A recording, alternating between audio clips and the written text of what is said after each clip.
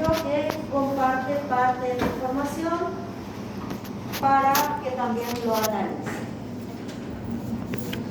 Bueno, ¿qué es lo que vamos a tratar de hacer hoy? Definir el concepto de biomarcador, ver cuáles son sus propiedades y la utilidad clínica, reconocer a las enzimas séricas como biomarcadores de estados fisiológicos o patológicos, identificar enzimas y proteínas cuyos niveles plasmáticos se utilizan en el diagnóstico y pronóstico de distintas patologías, destacar la importancia de la determinación de isoenzimas específicas de un tejido en la interpretación de los hallazgos de laboratorio y su relación con la clínica del paciente, y finalmente comprender la relación entre la cinética de aparición y desaparición de biomarcadores y el tiempo de evolución de la clínica.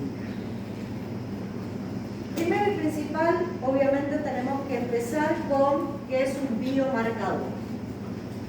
¿Qué va a ser un biomarcador? Es un indicador de un proceso o fisiológico o patológico o un marcador de una respuesta farmacodinámica, o sea, un marcador que nos va a indicar cómo responde un paciente a un determinado tratamiento. ¿Qué es un indicador? Para decirlo de forma más práctica. Es una variable bioquímica que lo vamos a medir en el laboratorio y ustedes lo van a recibir como un dato numérico. ¿Sí? Un indicador es una variable bioquímica. Eso que ustedes estudiaron en la primera unidad en trabajos prácticos son indicadores de estados fisiológicos y patológicos. ¿Por qué? Porque ¿qué es lo que les decía a ustedes las variables bioquímicas? Que mientras esas variables estén en sus rangos normales de referencia, el paciente está en un estado fisiológico. Y si yo me salgo de esos rangos de referencia, el paciente está en un estado patológico. Y si en el tiempo yo puedo seguir ese valor, puedo ver cómo es la respuesta farmacodinámica, por ejemplo, a un tratamiento. Bueno, como dije, un biomarcador es una prueba clínica de laboratorio que es útil para detectar la disfunción de un órgano. Es algo que les va a brindar como una variable bioquímica que les va a brindar el laboratorio y les va a pedir detectar disfunción en un determinado órgano. Son cambios medibles, pueden ser cambios bioquímicos, fisiológicos o morfológicos, dependiendo cuál es el daño que tiene ese tejido. ¿Qué encuentro dentro de los biomarcadores? Encuentro algunos biomarcadores que son enzimas séricas. ¿Qué le dice la palabra enzimas séricas? Enzimas, proteínas con actividad catalítica y que yo las voy a medir en qué lugar, en su aeróplasma.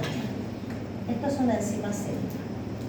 Es una enzima, un catalizador que lo puedo medir en su aeróplasma. O pueden ser marcadores no enzimáticos.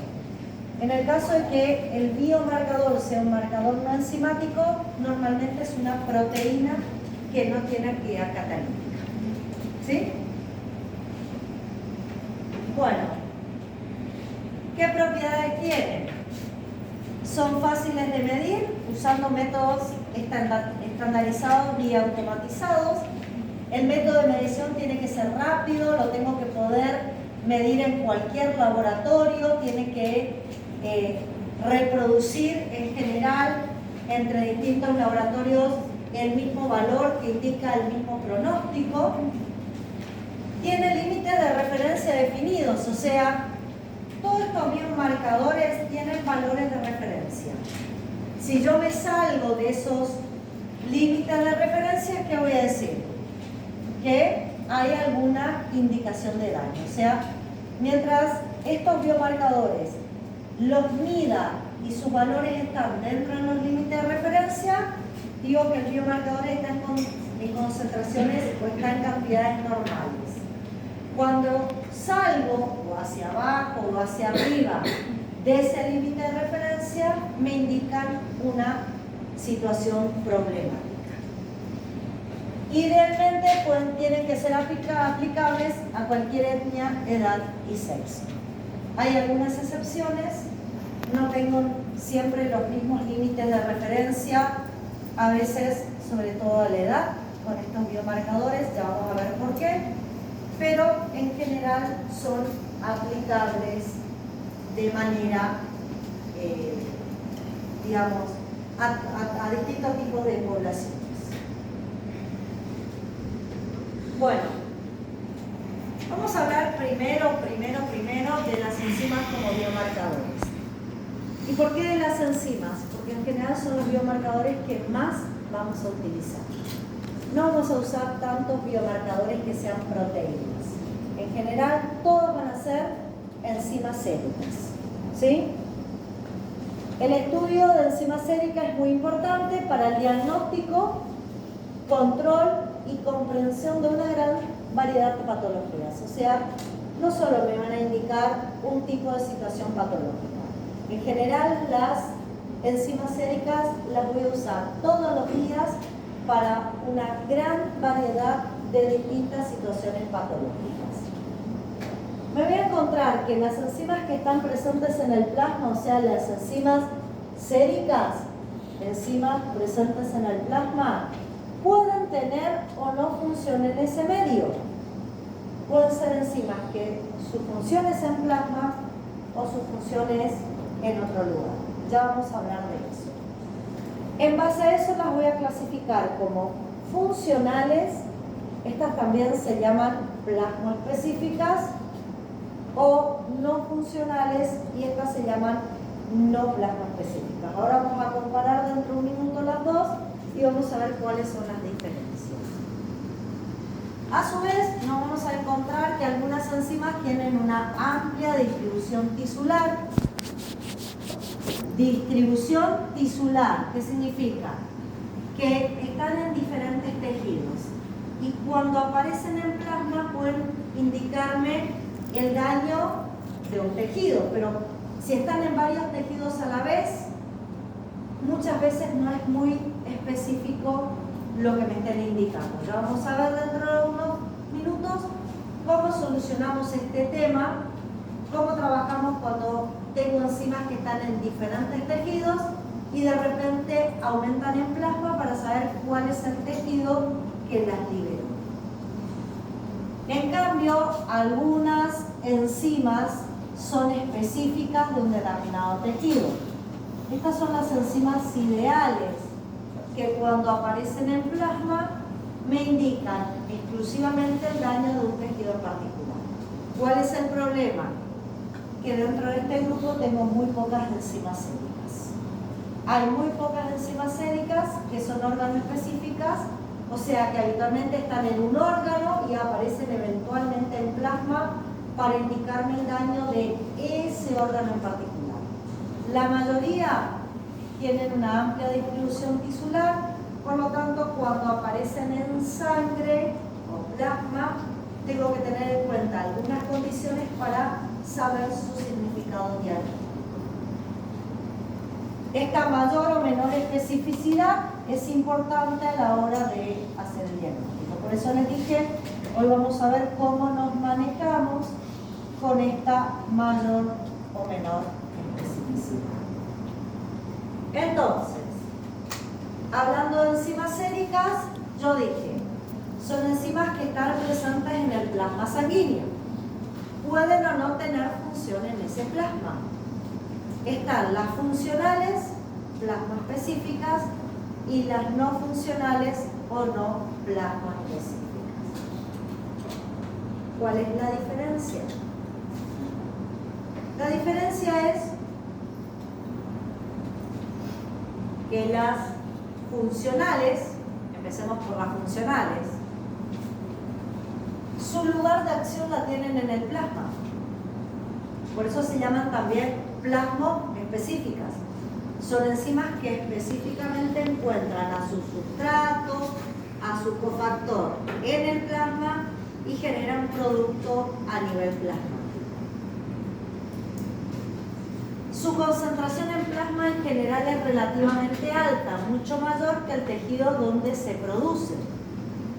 Son enzimas que normalmente están aumentadas en plasma. Dije normalmente. ¿Cómo llegan al plasma? Son liberadas activamente al plasma desde el tejido que la produce, que generalmente es el hígado. Son enzimas hepáticas sintetizadas por el hígado, pero apenas se sintetizan, se liberan al plasma porque ahí tienen su sustrato y su actividad catalítica. ¿De qué ejemplos estamos hablando? De la enzima pseudocolinesterasa, lipoproteinlipasa, ceruloplasmina y de los factores de la coagulación. Se sintetizan en hígado, actúan en plasma. Y cuando disminuyen en plasma, adquieren relevancia clínica. Normalmente están aumentadas y tienen relevancia clínica, me indican un daño cuando están disminuidas. ¿Por qué pueden disminuir en plasma? Por dos cuestiones. En el caso de los factores de la coagulación puedo tener un hiperconsumo. En el resto, y también en los factores de la coagulación, puedo tener un daño en el hígado que no las sintetiza adecuadamente y por eso disminuyen en plasma. En general, las plasmas específicas las espero encontrar elevadas. Si están por debajo de sus valores de referencia, me indican daño. Y en el 90% de los casos el daño que me indican es, hay un daño hepático. El hígado no está sintetizando adecuadamente a estas enzimas. No son las enzimas que midamos con mayor frecuencia.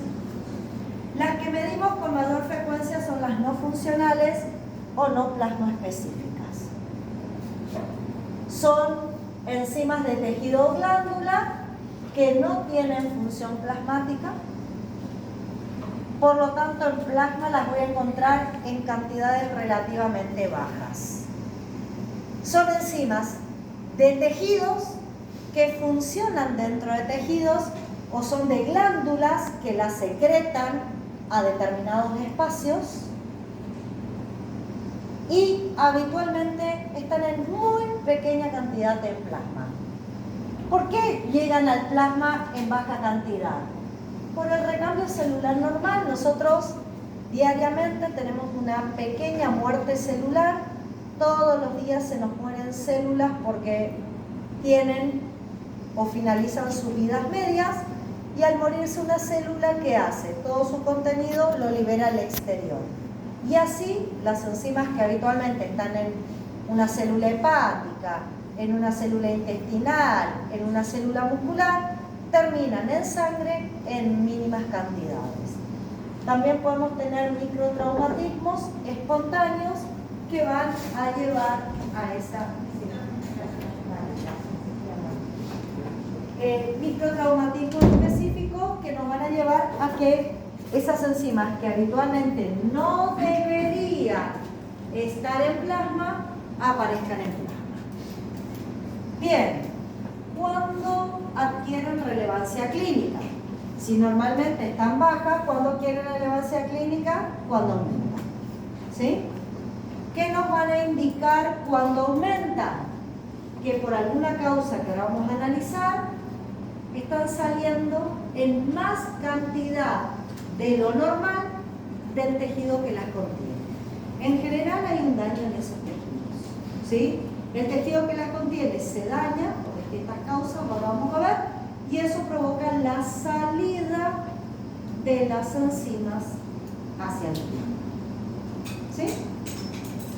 Ejemplo, GOT, GPT, gamma, glutamintransfertidasa, fosfatasa alcalina, creatinquinasa, láctico deshidrogenasa, 5-nucleotidasa, milasa, lipasa. Acá están la mayor parte de las enzimas séricas que vamos a explicar. Por lo tanto, en general, esas nos van a llamar la atención cuando aumentan el plasma. ¿Sí? Bueno. ¿Por qué pueden aumentar el plasma? Y estoy hablando de las no plasmoespecíficas o no funcionales. ¿Por qué aumentan en plasma? Porque hay una salida desde la célula, por daño tisular por hipoxia, por daño tisular por drogas o sustancias químicas, por agentes físicos, por microbiológicos. Estos daños pueden provocar dos cosas. Un aumento de la permeabilidad, que es un daño reversible, es una inflamación, o pueden provocar, o puede ser directamente una necrosis con muerte de células. Ya vamos a ver cómo evaluamos un aumento de la permeabilidad y un daño agudo, y cómo evaluamos un daño mayor que habla de necrosis celular. Porque hay dentro de la célula, a su vez, enzimas en distintas ubicaciones, y dependiendo la ubicación dentro de las células, algunas salen solo cuando aumenta la permeabilidad y otras salen cuando tengo una necrosis. Entonces, la ubicación intracelular me ayuda a entender la magnitud del daño.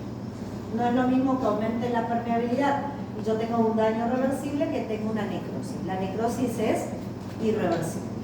¿Sí? ¿Qué puede pasar? ¿Por qué aumentan sus niveles en plasma? Y esto que les planteo acá hace que algunas enzimas o biomarcadores aparezcan antes, apenas hay un daño, y otros aparezcan mucho más tarde. El flujo de enzimas que salen de la célula, teniendo en cuenta el camino hacia el plasma desde el líquido extracelular. Porque ustedes piensen esto, chicos. Yo tengo una célula en un tejido. Esa célula o aumenta su permeabilidad o sufre necrosis, y lo primero que hace es volcar su contenido al líquido extracelular. Ahora, la pregunta es cómo del líquido extracelular llega a sangre, porque ahí la voy a medir, yo no la mido en líquido extracelular, la mido en sangre. Hay dos maneras: que las proteínas, que son enzimas, atraviesen las paredes de los capilares por difusión, pero esto solo se da si el capilar tiene elevada permeabilidad. Normalmente el tamaño de las enzimas hace que la permeabilidad esté limitada, y hay tejidos que tienen capilares más permeables y hay tejidos que tienen capilares con menor permeabilidad. Ejemplo, en el caso del hígado, sus capilares son bastante permeables, por lo tanto las enzimas del líquido extracelular pueden pasar directamente a sangre. Pero eso no lo veo ni en el músculo cardíaco ni en el músculo esquelético. Entonces, ¿qué pasa en estos tejidos? Las enzimas primero tienen que pasar a linfa desde el líquido extracelular, y por linfa llegan a sangre. Por lo tanto, tengo que contraer el músculo para que bombee la linfa y haga llegar. Con esto que les da a entender que no todas las enzimas, una vez volcadas de un tejido, van a llegar con la misma velocidad y las voy a encontrar con la misma rapidez en su aeróplasma. Depende de este trayecto, y esas son cuestiones que tenemos que tener en cuenta. Alteración en la producción de enzimas, y acá me quiero detener un segundo. Yo no solo voy a tener más enzimas en plasma porque hay daño, sino que también puedo tener más enzimas porque tengo mayor producción de enzimas por mayor número o actividad de células productoras.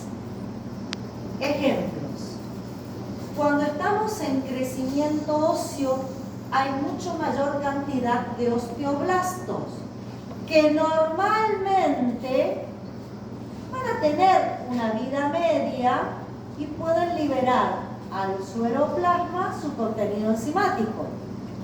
¿Y eso qué va a hacer? Que esta enzima fosfatasa alcalina sea mucho mayor normalmente en una persona que tenga alta actividad osteoblástica. Ejemplo, niños en crecimiento. Si ustedes miran los valores normales de la fosfatasa alcalina de un adulto y de un niño en crecimiento, son diferentes. En el adulto tolero valores normales menores. En el niño en crecimiento hasta 3 veces mayor a la de un adulto es normal, por la alta actividad habitual de los osteoblastos. Pero me puede pasar algo también. ¿Cómo puede aumentar la actividad de osteoblastos? Tengo una fractura importante ósea y se tiene que remodelar la fractura. ¿quiénes aumentan en su función? Los osteoblastos. Entonces, tengo una fractura importante, tengo mayor actividad osteoblástica, ¿y qué va a aumentar en su aeroplasma sin que sea verdaderamente patológico? Esta enzima. Porque al haber mayor células trabajando, mayor va a ser la cantidad de células que sufran un microtraumatismo propio de la vida de ese tejido y vuelquen la sangre su contenido. Aunque en condiciones patológicas, en enfermedades óseas como neoplasias, donde también aumenta el número de células, voy a tener un aumento. Son cuestiones que tengo que evaluar a la hora de evaluar un número en cuanto a valor. ¿Sí? La inducción de microsomas hepáticos por etanol o barbitúricos hace que en sangre exista mayor cantidad de una enzima que se llama gamma-GT.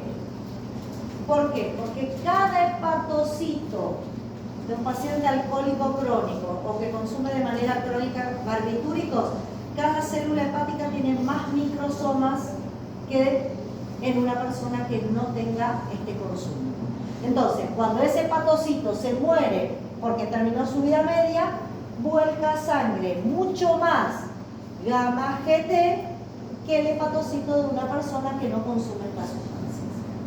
Porque los que consumen estas sustancias tienen mucho más microsomas por hepatocitos que una persona que no lo consume. Fíjense hasta dónde me agarro de esto, que la medición de gamma-GT es una medición de un laboratorio preocupacional. Cuando van a contratar a las personas, se le pide como análisis de laboratorio gamma-GT, si la gamma-GT está aumentada y no hay otro signo de daño hepático y solo el aumento de gamma-GT, que se considera inducción de microsomas por consumo crónico de etanol o barbitúricos. Y ahí se puede conocer algunos hábitos del futuro empleado preocupacionalmente. ¿Sí? Porque al tener más microsomas su hepatocito libera mayor cantidad normalmente a sangre. Bueno, también hay ectoenzimas. La gamma-GT, además de estar en microsomas, está en la membrana de canalículos biliares. Ahí también la voy a encontrar. Estas ectoenzimas pueden ser eluidas, pueden ser desprendidas de esas membranas por la acumulación de sales biliares, sobre todo cuando tengo colestasis, y esa elusión justamente ayuda al desprendimiento. O la obstrucción de glándulas de secreción exócrina, como la enzima de secreción exócrina no puede salir por el conducto de la glándula, termina pasando a sangre. Pero esto ya serían situaciones patológicas. Pero eso también va a hablar de un aumento en plasma. Hay aumentos que van a ser ni patológicos ni fisiológicos, van a estar ahí, o fisiológicos en el caso del crecimiento, y hay aumentos que van a indicar situaciones hepatológicas. Después, también tengo que tomar en cuenta el clearance de enzimas. ¿Qué significa el clearance de enzimas? ¿Cuánto tardan en removerse desde sangre? ¿Cuánto tardan en salir una vez que llegan a sangre?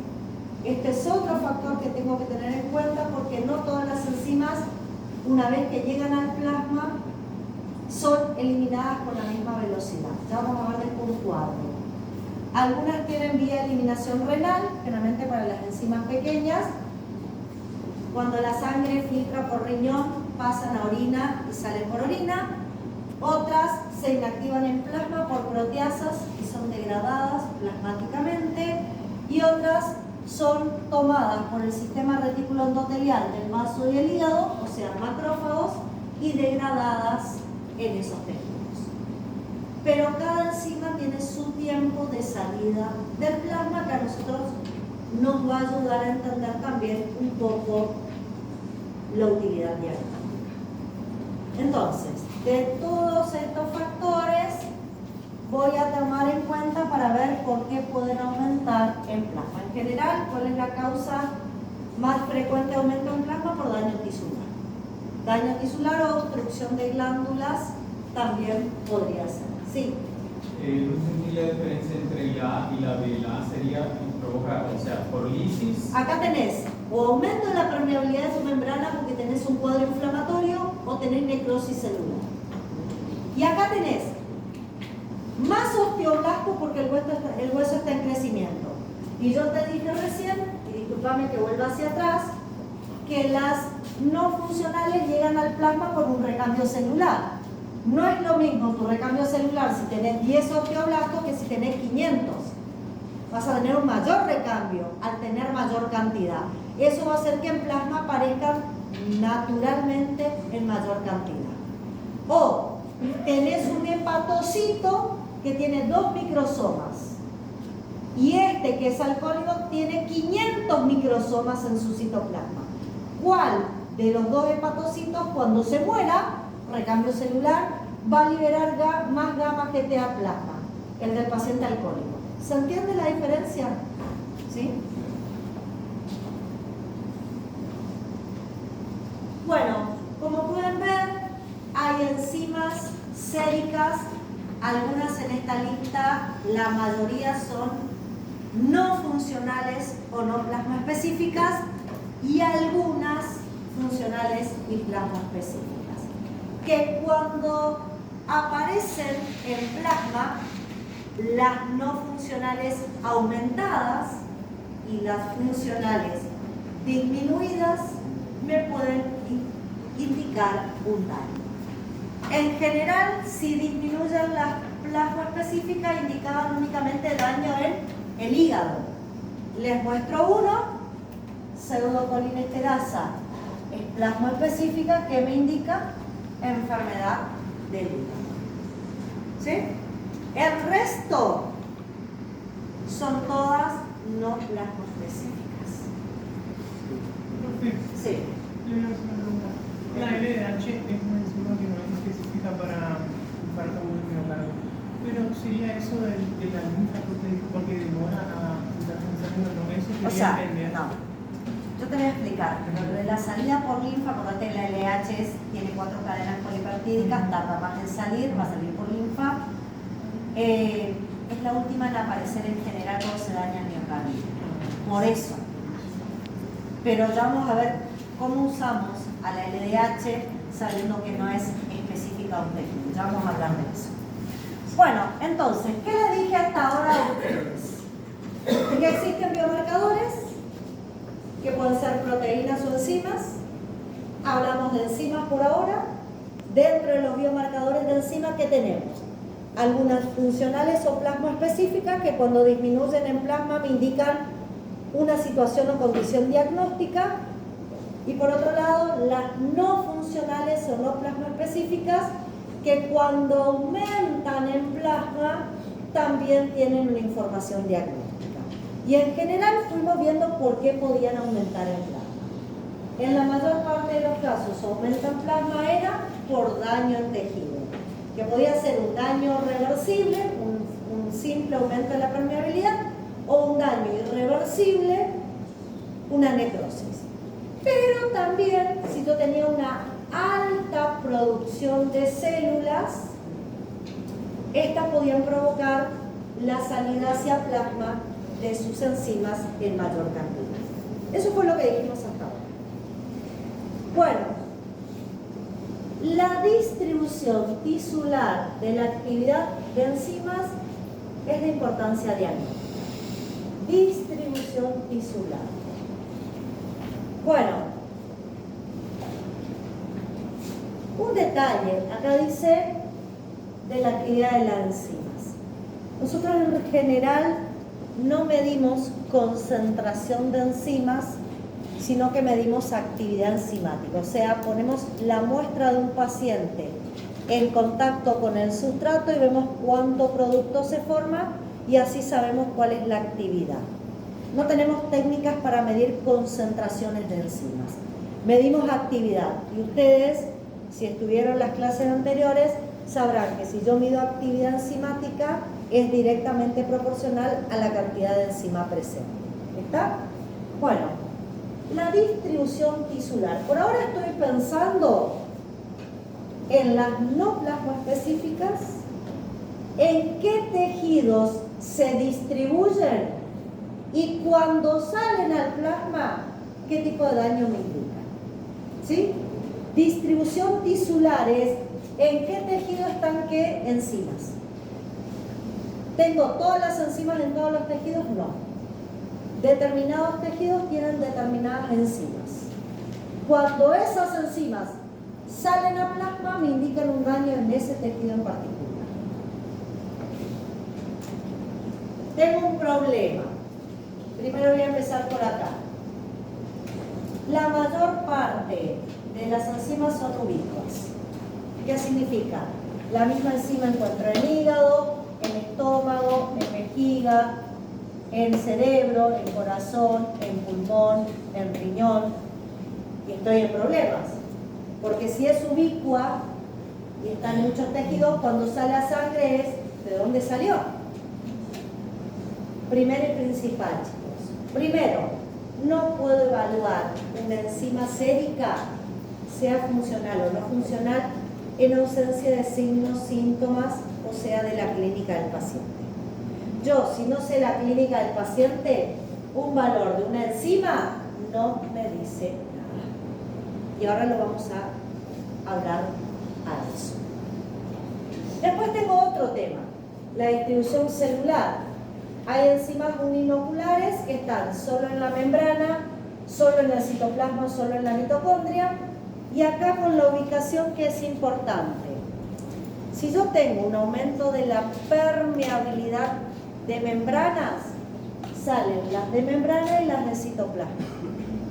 Si yo tengo un cuadro agudo, reversible, no grave, sin muerte celular, salen las de membrana y las de citoplasma.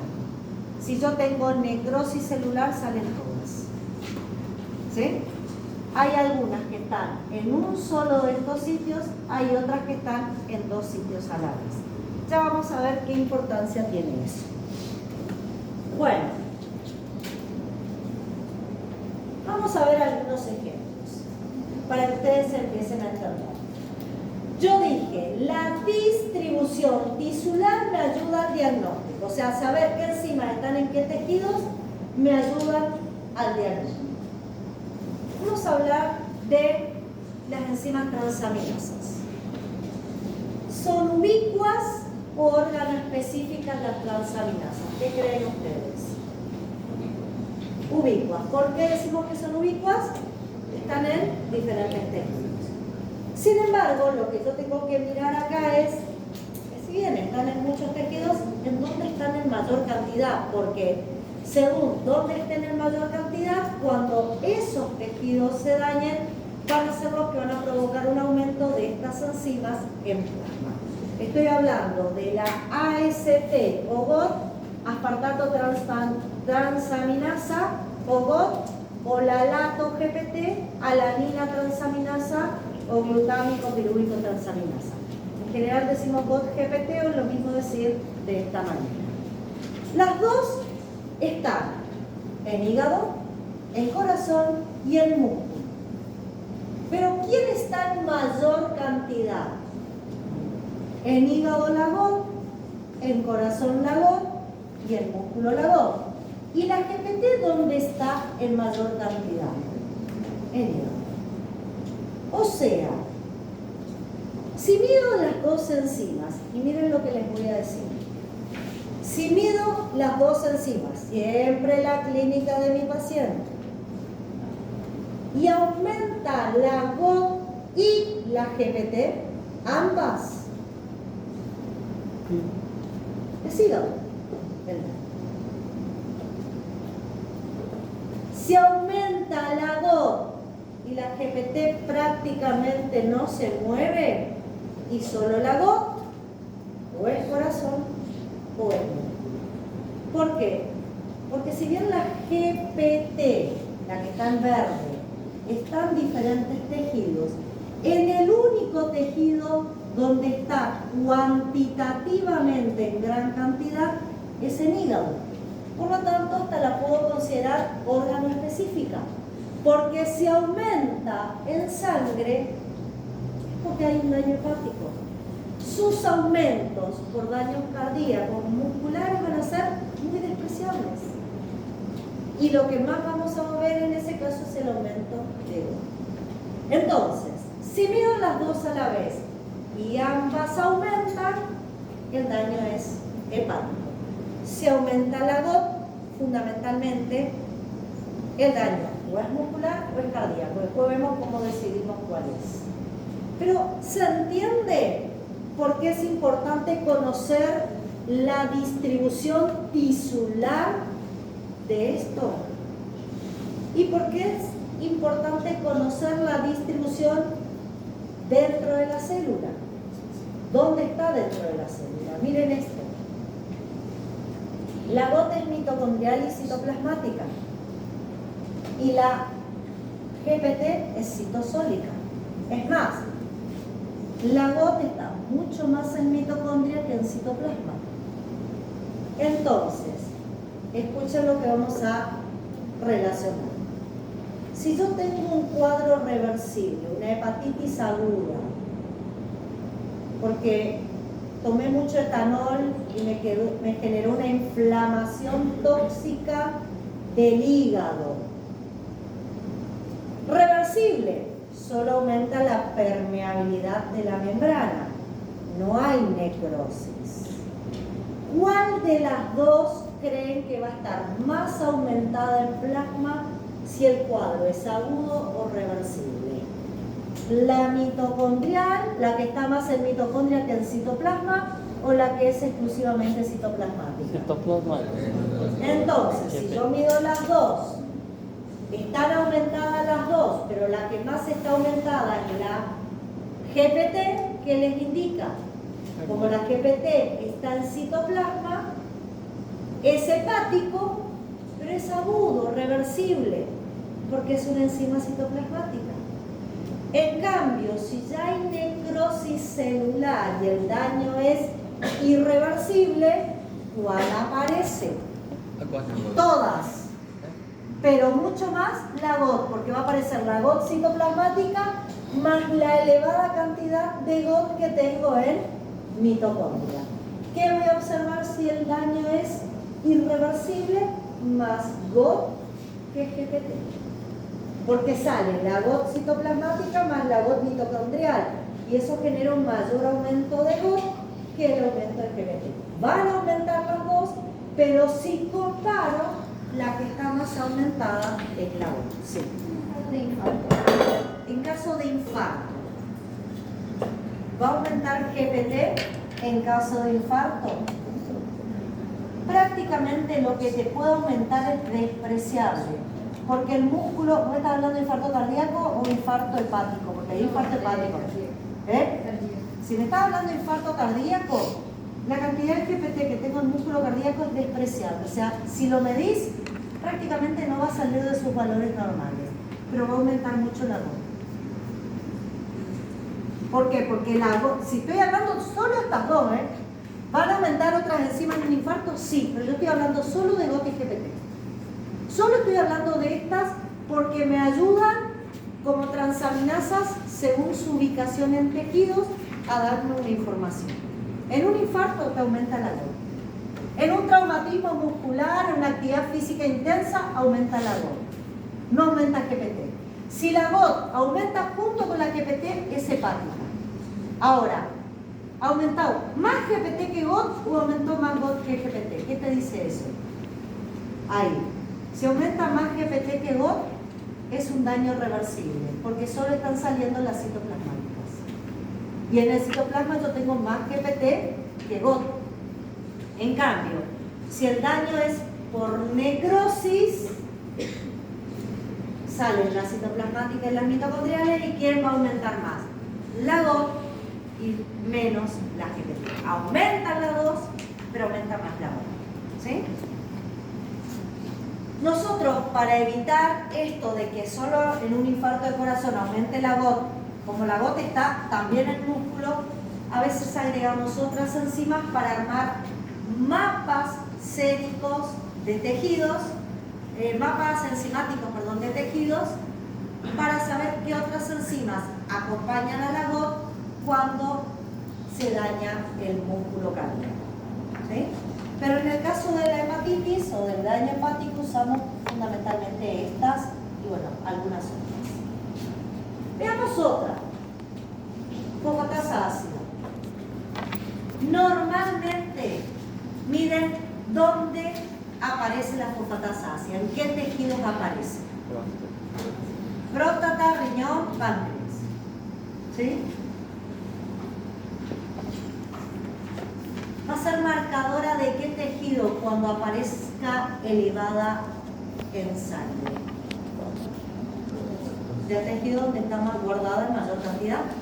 ¿Sí? ¿Dónde está guardada en mayor cantidad? En próstata. ¿Está?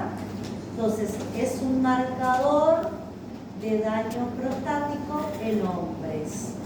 Las mujeres no van a tener aumento de fosfatasa ácida porque lo que tienen las mujeres, ¿tiene fosfatasa ácida en su organismo? Sí, en riñón, en páncreas, pero tiene tan poca cantidad que si estos tejidos se dañan, la aparición de fosfatasa ácida no va a ser relevante porque adentro de esos tejidos está en muy poca cantidad. Ustedes piensen que va a salir a plasma lo que está dentro de un tejido, entonces cuanto más tengo dentro de un tejido, mejor marcador plasmático de daño va a ser. Sí. ¿Eso me indica un carcinoma? Sí, pero ¿por qué el carcinoma? Porque en el carcinoma vos tenés aumento en la producción de células dentro de la próstata. No tenés tanta muerte. A ver, vas a tener un agrandamiento de la próstata en el carcinoma. Más células que adentro tienen fosfatasa ácida. Van a tener mayor. ¿Qué pasa en una neoplasia? Hay alta tasa de muerte celular, porque al crecer tan rápido les falta oxígeno.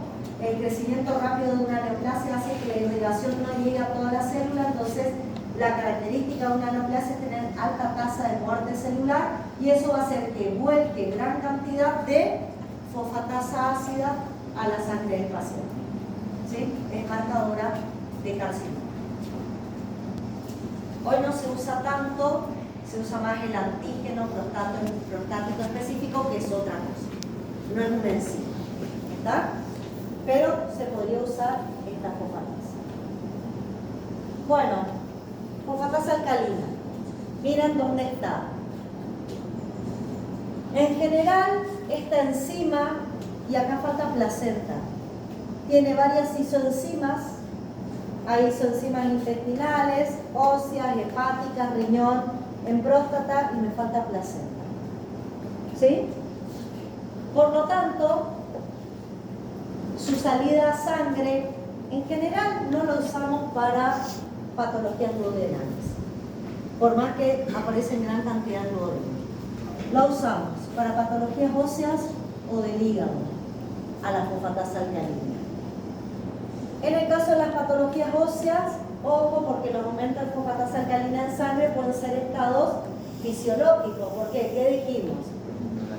Si aumenta en el crecimiento la actividad de los osteoblastos, voy a tener más fosfatasa alcalina dando vueltas en sangre.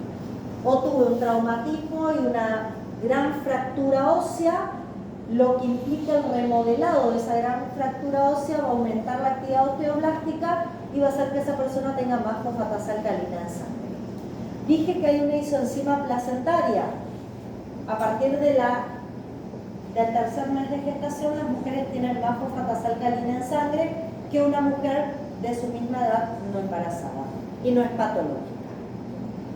Es patológica cuando tengo cáncer a nivel del hueso, un aumento en la producción de células cancerígenas, va a aumentar la liberación hacia la sangre y las usamos muchas veces en patologías hepáticas. Y acá hay que ver dónde está la fosfatasa alcalina. La fosfatasa alcalina está en las membranas de los canalículos, por lo tanto, en general, la fosfatasa alcalina aparece en sangre cuando tengo daño obstructivo de canalículos y ahora lo vamos a interpretar por qué. Pero como ven, dependiendo en qué tejido están en mayor cantidad, cuando ese tejido sufra un daño, esa enzima va a ser marcadora porque en ese tejido en particular se encuentra habitualmente en mayor cantidad. Con la creatinfosfoquinasa nos pasa algo parecido. Tengo mucha creatinfosfoquinasa en músculo esquelético, algo en cerebro y algo en miocardio, músculo liso nada, riñón prácticamente nada, hígado nada, por lo tanto un aumento de creatinfosfoquinasa me puede indicar daño a cualquiera de esos tres tejidos. Ahora, ya vamos a hablar de isoenzimas, que ¿qué hacen las isoenzimas? Focalizar según dónde se encuentran las isoenzimas hacia un tejido en particular. ¿Por qué? Porque yo puedo medir valores totales de creatinfosfoquinasa. ¿Y qué es medir valores totales? Medir cuánto de las tres isoenzimas en total, las tres sumadas, tengo en sangre. Eso me da un valor total, ¿sí? Si está aumentada el valor total, yo no puedo saber si el daño está en músculo esquelético, en cerebro o miocardio. Para poder entender dónde está el daño, vamos a hablar dentro de un ratito de isoenzimas. Por ahora, el aumento de creatinfosfoquinasa me puede hablar de daño en esos tres tejidos, ¿sí? Porque es donde está el mayor cantidad. Y la láctico deshidrogenasa es específica para indicarme el daño en un tejido. Y la verdad no, porque está en hígado, en miocardio, esto es músculo esquelético, no está acá puesto, pero músculo esquelético, hígado, miocardio, riñón, ganglio, páncreas, linfocito, pulmón. O sea, si aumenta la láctico deshidrogenasa total, que es la suma de todas sus isoenzimas, en sangre, es muy ubicua, por lo tanto es muy difícil usarla sola como un parámetro para saber